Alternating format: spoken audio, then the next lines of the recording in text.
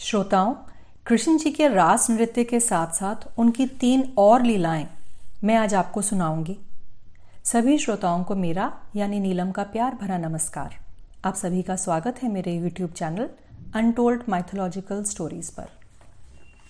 शरद पूर्णिमा को श्री कृष्ण जी ने संध्या के समय चंद्रोदय होने पर वृंदावन में वंशी बजाई।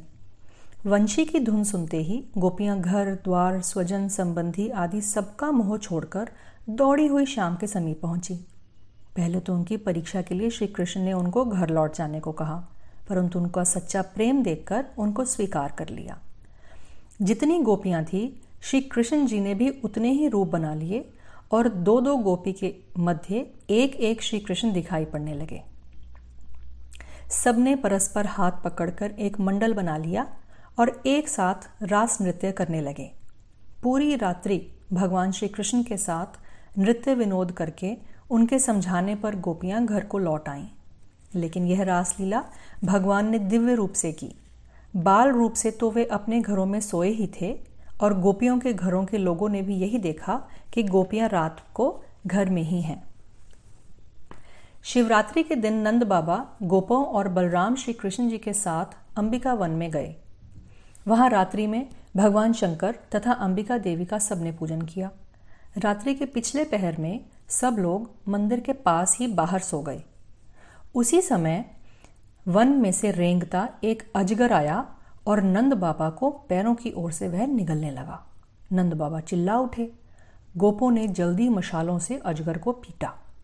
वह स्थान स्थान से जल गया, किंतु उसने नंद बाबा को नहीं छोड़ा।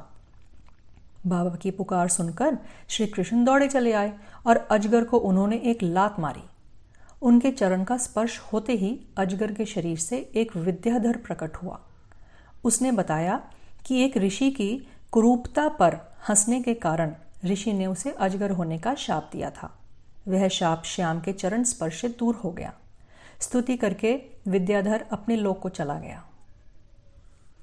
होली के दिन रात्रि के पहले पहर में बड़े भाई के साथ श्याम सुंदर वृंदावन में घूमने चले गए। गोपियां भी उनके पीछे पीछे वन में गाईं। कुबेर का सेवक शंखचूड़ नामक यक्ष घूमता हुआ वृंदावन आ गया। वह दुष्ट गोपियों का हरण करके भागने लगा। गोपियां रोने और पुकारने लगीं।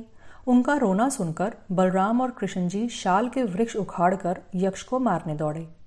दोनों भाइयों के आते देख यक्ष ने गोपियों को छोड़ दिया और वे प्राण लेकर भागे। बलराम जी गोपियों के पास उनकी रक्षा करने के लिए खड़े हो गए। श्री कृष्ण जी ने यक्ष का पीछा किया और दौड़कर एक घूसा मारकर उसका सिर फोड़ दिया। यक्ष मर गया। उसके मस्तक से निकली प्रकाशमान मणि को श्याम सुंदर ने लाकर बड़े भाई को दे दिया। कंस का सेवक अरिष्टासुर बड़ा भयंकर सांड बनकर व्रज में शाम के समय पहुंचा। वह बार बार गर्जना करता था। सींगों से भवनों की दीवारें गिरा रहा था और पशुओं को डरा रहा था।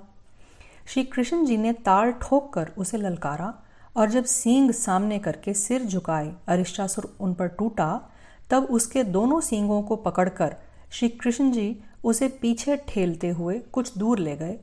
फिर धक्का देकर उसे गिरा दिया और सींगों को मरोड़ते हुए भीगे कपड़े के समान उसकी गर्दन उमेटकर उसे उन्होंने मार डाला।